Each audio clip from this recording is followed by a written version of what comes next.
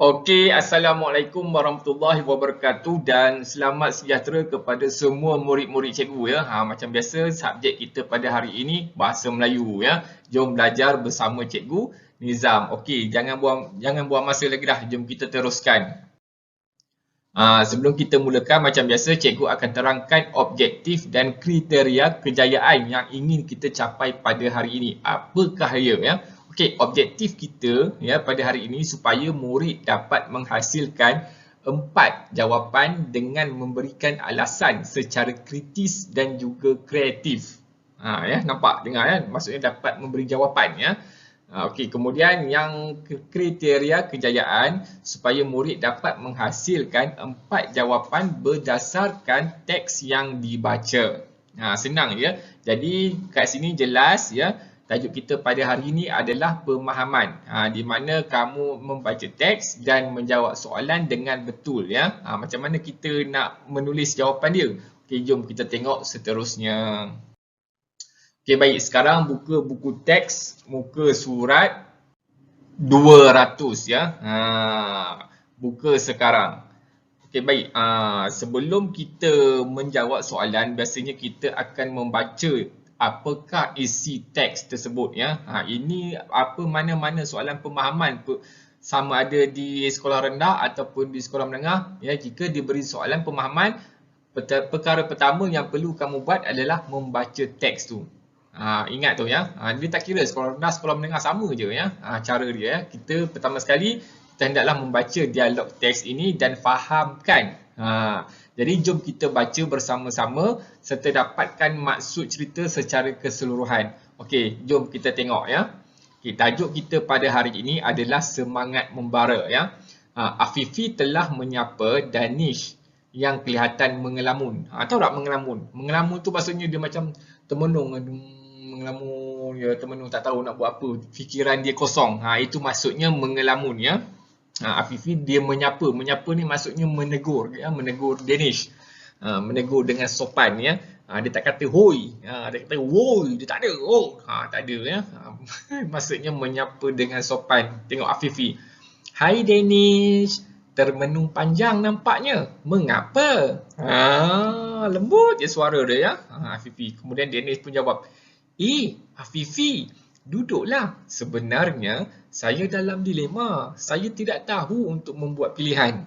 Okey, dilema tu maksudnya dia berada dalam serba salah. Dilema tu maksudnya serba salah ya. Kerana dia tidak tahu untuk membuat pilihan. Jadi Afifi tanya balik. Pilihan apa tu Danish? Pilihan apa? Apa bendanya? Jawab sekarang. Macam tu lebih kurang kan. Kemudian Danish pun terangkan. Sebenarnya saya telah terpilih untuk mewakili sekolah dalam acara olahraga. Namun begitu saya juga perlu menghadiri ujian kenaikan tali pinggang taekwondo pada hari yang sama di pusat latihan. Nampak? Jadi kita tahu dah apa dilema Danish ya. Dilemanya dia tak tahu nak pilih yang mana satu.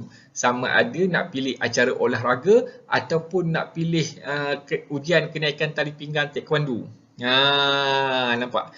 Dia ada dua pilihan, dia jadi confused ya. Jadi Afifi pun tanya balik. Kalau begitu, kamu perlu memilih bidang yang lebih utama dan berpotensi dalam mengembangkan bakat kamu. Bukankah kamu pernah memenangi anugerah atlet harapan sekolah? Nampak? Dia bagi pendapat dia. Dia cuba bagi pendapat dia sambil bertanya balik. Bukankah dia pernah menang anugerah atlet harapan sekolah kan? Atlet tu olahraga lah, untuk olahraga. Jadi Danish pun jawab, betul lah Fifi. Sukan olahraga telah lama saya ceburi. Pada setiap tahun kena. Pasti ada pingat yang bakal saya bawa pulang. Maksudnya dia terror lah, terror dalam olahraga. Namun begitu, saya bercita-cita untuk mendapatkan tali pinggang hitam dalam taekwondo tu. Jika saya hadir dalam ujian kali ini, saya berpeluang katanya, untuk menjadi ahli taekwondo pertama ya daripada sekolah kita yang mendapat tali pinggang hitam. Maksudnya kalau dia lepaskan peluang tu rugilah. Tapi dia, pada masa yang sama ada pertandingan olahraga. Jadi dia was confused kan. Sampai cucuk gigi mata dia kan. Kemudian Afifi pun membalas lah. Kata, Danish. Danish. Temasya olahraga daerah hanya berlangsung sekali setahun, dia kata. Inilah peluang kamu untuk memberikan sumbangan kepada sekolah. Sebab dia hanya sekali je setahun. Pada masa yang sama, bakat dan bidang kamu ini dapat kamu kembangkan. Dia kata. Maksudnya kat situ, ujian tu tak apalah, bila-bila masa pun boleh ambil. Sebab bakat dia sekarang ni lebih kepada olahraga. Nampak tak bakat Danish tu? Jadi Afifi tu suka dia cuba support Danish. Dia tengok bakat Danish lebih kepada olahraga, maka lebih baik dia ambil olahraga lah. Sebab olahraga pun pertandingan dia sekali je setahun kan. Lepas tu tak ada dah. Kemudian Danish pun cakap kan, baiklah Hafifi, lagipun ujian kenaikan tali pinggang itu akan diadakan lagi nanti. Nampak? Benda simple macam tu pun nak pening. Tangan kan? Benda simple kan? Kemudian Hafifi membalas, Danish, kamu perlu bijak membuat pilihan. Utamakan perkara yang lebih penting. Bukan senang untuk terpilih mewakili sekolah. Bukan senang, susah. Dia kena seorang yang betul-betul cergas, kuat, aktif. Nampak? Untuk masuk sukan kena ada badan tegak macam tu. Jadi kat sini secara keseluruhannya dia perbincangan antara Afifi dan Danish. Cikgu ringkaskan, cikgu ulang balik secara spontan Afifi membantu Danish untuk membuat keputusan. Sebab Danish ni dia pening sangat tengok kan, sampai dah macam mabuk dah kan. Tak tahu nak pilih. Nak masuk pertandingan olahraga ke nak ambil tali pinggang hitam taekwondo. Nampak dia dah confused. Jadi Afifi cuba tolong dia. Dari situ kita nampak Afifi tu dia memberi pendapat dia yang mana Danish tu sebenarnya seorang yang lebih berbakat kepada olahraga. Tambahan pula pertandingan tu hanya sekali setahun. Jadi jangan lepaskan peluang. Afifi cuba sampaikan macam tu lah. Sehingga kan Danish pun tu ya tak ya juga kan. Sekali setahun je. Kan tali pinggang hitam tu bila-bila pun boleh ambil anytime, anywhere. Jadi tak payah pening-pening semua. Jadi Danish pun kamu rasa dia buat keputusan apa? Mesti dia pilih olahraga.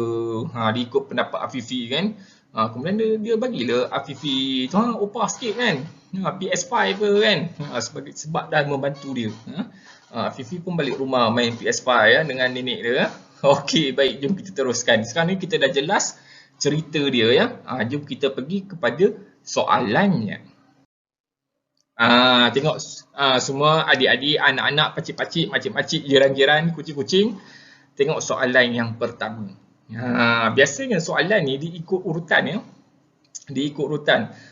Soalan pertama, soalan kedua, soalan ketiga, soalan keempat diikut urutan. Dia tak ada soalan satu kat sini, soalan nombor dua jawapan dia kat sini, soalan nombor tiga jawapan dia kat sini, tak ada.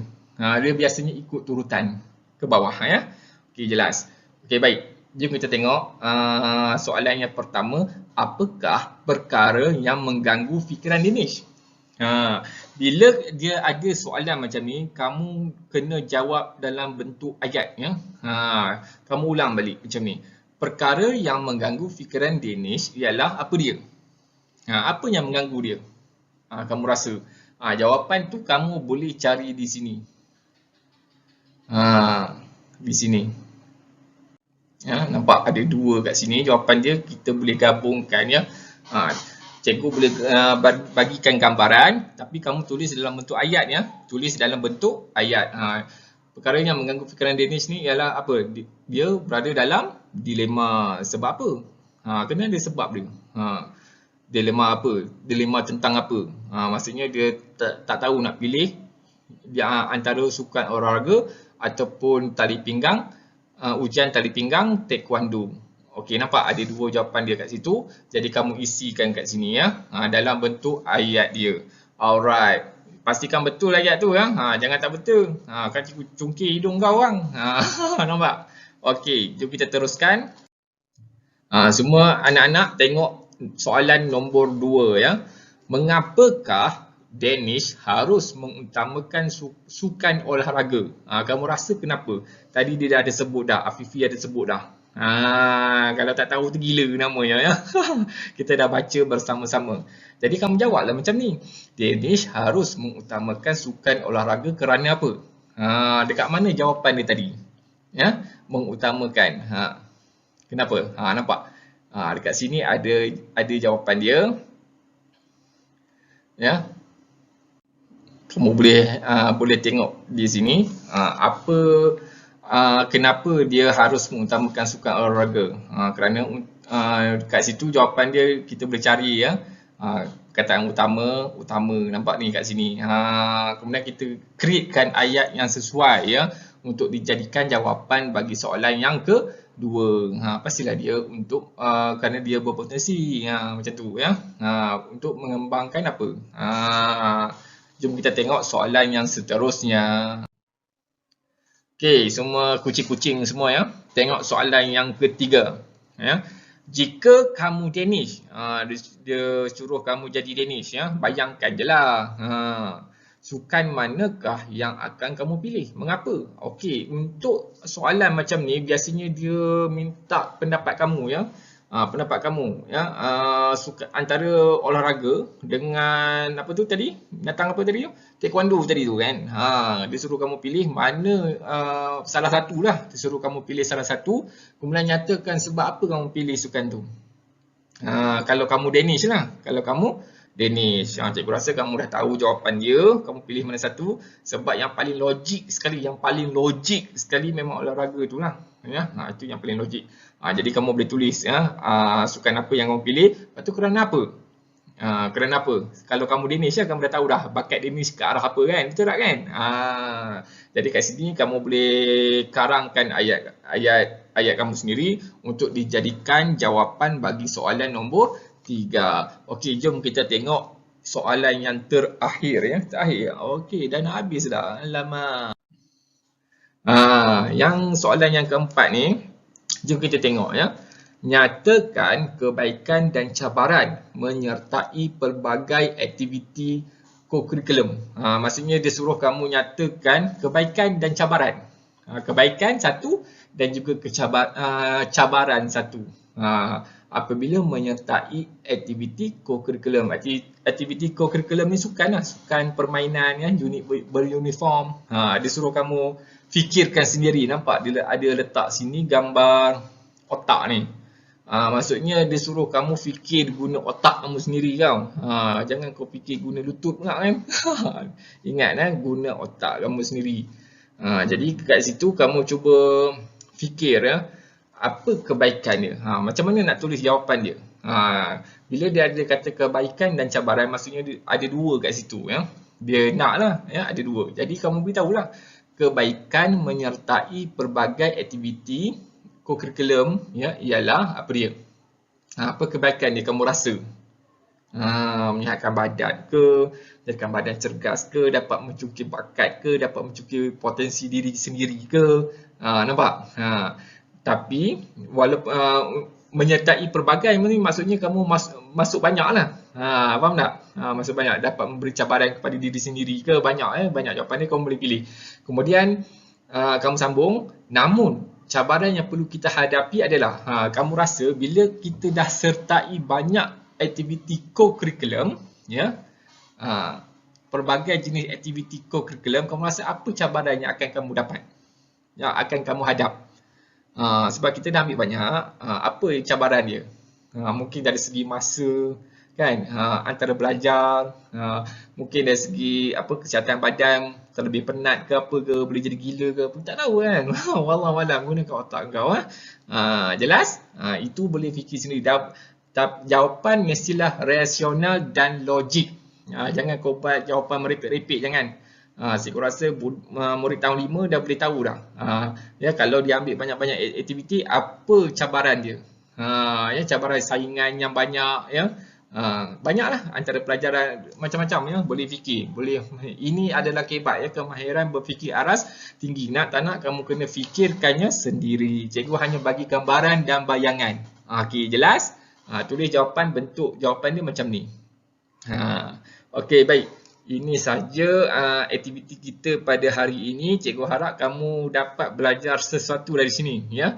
Macam mana cara untuk kita menjawab soalan dengan betul tulis, cara tulis dia apa semua, ya. Sebab dan akibat, ya. Okey, itu saja. Sekian, terima kasih. Assalamualaikum warahmatullahi wabarakatuh. Adios. Buat jangan tak buat. Nanti tak pandai. Hahaha.